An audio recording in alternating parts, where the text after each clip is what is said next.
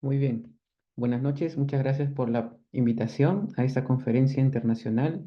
Para mí es una oportunidad poder explicar y hacer un detalle de los temas que se me han asignado. En este caso vamos a tocar los desafíos de la inclusión en la educación superior latinoamericana en el siglo XXI. Bueno, básicamente como conocemos dentro de los antecedentes, existen diversos tipos de desafíos por las cuales muchos de nuestros estudiantes que se encuentran actualmente en universidades o instituciones de educación superior sufren a través de los métodos o formas que se emplean en dichas instituciones y cómo es que ellos pueden adaptarse a eso.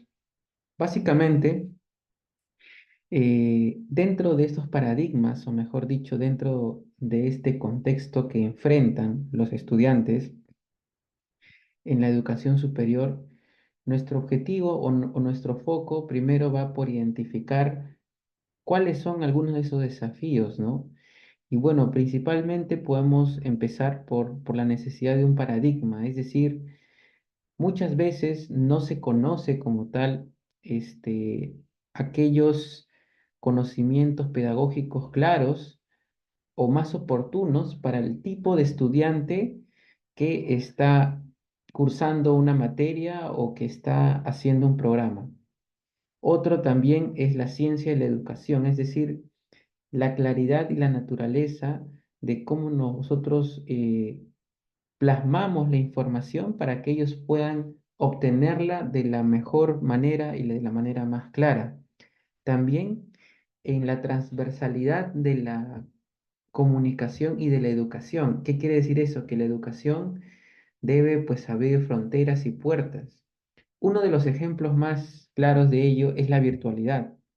Por ejemplo, en mi caso he tenido la oportunidad de ser este profesor también de todo tipo de estudiantes que viven incluso en diferentes partes del país, en Perú, y que se conectan evidentemente para integrarse a lo que son los conocimientos del programa académico que están cursando. Esto resulta ser más pertinente porque sabemos de que hoy por hoy, ya sea la distancia, ya sea también este, los lugares o la locación, o ya sea otro tipo de factores como propios de la persona o del estudiante, de trabajo, familiares, etcétera, impiden también que un estudiante pueda estar del todo presto para que pueda recibir esa retroalimentación o capacitación. Adicionalmente, tenemos otros desafíos en el siglo XXI, ¿no? Que tienen que ver básicamente con que existe mucha desinformación por el lado social y también por el lado cultural. Ya no es evidentemente como antes, en donde de alguna u otra forma la comunicación en cuanto a los temas de importancia para la sociedad ya no son tan comunes y otros temas que son irrelevantes son de pronto más viralizados o más conocidos. Pero, ¿qué tenemos que hacer, no? Es decir, ¿qué tenemos que hacer y también qué debemos evitar, no? Por ejemplo, tenemos el enfoque actual no se centra en la diversidad y muchos de nosotros tenemos que aprender también de que nos estamos enfrentando a un público, a una audiencia de estudiantes que de alguna u otra forma tienen todo tipo de formación, cultura, idiosincrasia personal, familiar y social, ¿no? Por ejemplo, no nos centramos en la verdadera diversidad y la diversidad, entender esa diversidad nos va a ayudar a que tengamos una educación más inclusiva. Es decir, por ejemplo, la legitimización de la diversidad, que es el reconocimiento de la diversidad como parte connatural de la experiencia humana. No podemos obviar el tipo de formación que tiene cada individuo antes de poder pisar el salón de clases de educación superior. También no podemos negar la diferencia, no podemos asumir de que todos deben comprender de la misma manera. Es decir, cada quien pues aprende y entiende a su ritmo, ¿no? La idea es que nosotros podamos acelerar ese proceso a través de métodos. Y la educación inclusiva para todos, ¿no? Esa necesidad de una pedagogía que contemple la totalidad del sistema ontológico, es decir, que podamos ser más transversales en cómo hacemos participar a cada uno de los estudiantes y aquellos que finalmente buscan conocimiento por parte de la educación superior. Y bueno, la educación superior no debe ir más allá de la inclusión o la discapacidad con las personas, ¿no?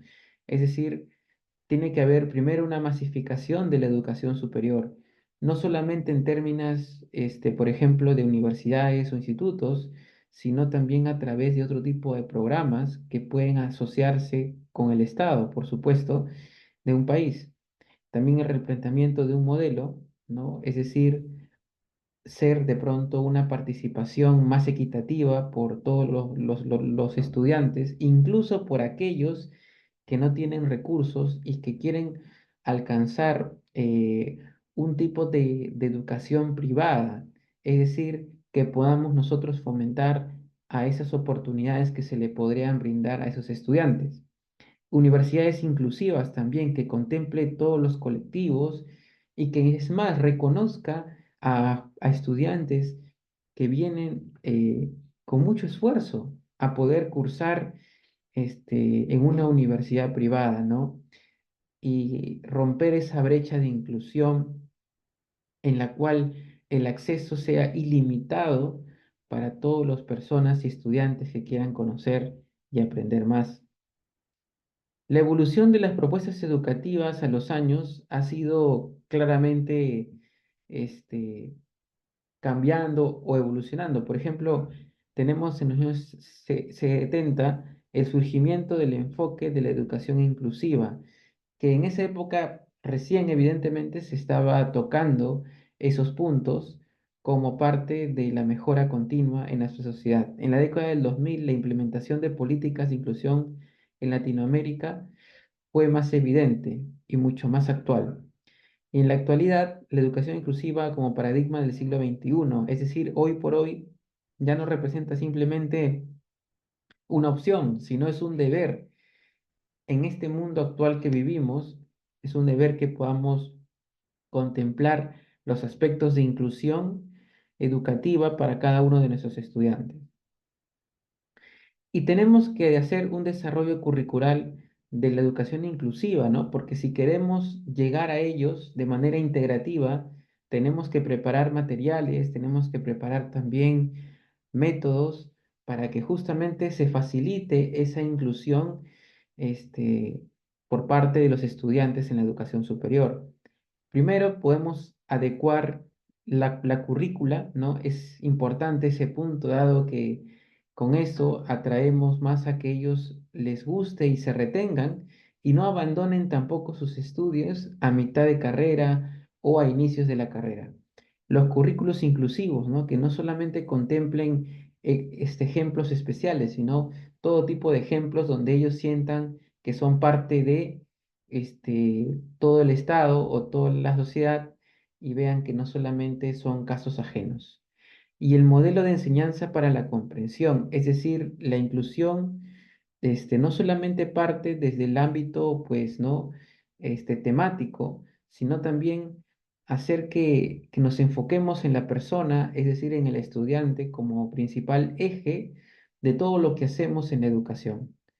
Y eso finalmente va a acelerar las vías de éxito. Bueno, eso ha sido toda mi participación. Considero importante que los desafíos se puedan revertir y con la lucha constante de los profesionales en esta rama podemos alcanzar poco a poco niveles más adecuados de educación superior que integran a muchos más jóvenes en la sociedad. Muchas gracias.